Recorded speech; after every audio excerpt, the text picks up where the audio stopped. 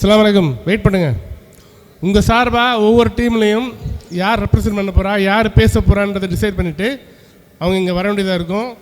Big பண்ணுறதுக்கு உங்களுக்கான topic ஒன்று இருக்கும்.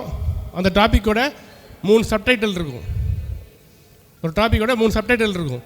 அதுக்குள்ளே தான் நீங்கள் பேசணும். பிரேக் முடிஞ்சு பேசிப்போம். பட் டீம் லீடர்ஸ் அதை விஷயம் டிஸ்கஸ் பண்ணுங்கள். என்ன பண்ணணும், எப்படி பண்ணணும், எப்படி பேசணுன்ட்டு உங்களுக்குள்ளே செலக்ட் பண்ணிக்கோங்க. யார் தான் டைமருக்கு சொல்ல போகிறான்ட்டு அதெல்லாம் நீங்கள் செலக்ட் பண்ணிக்கோங்க.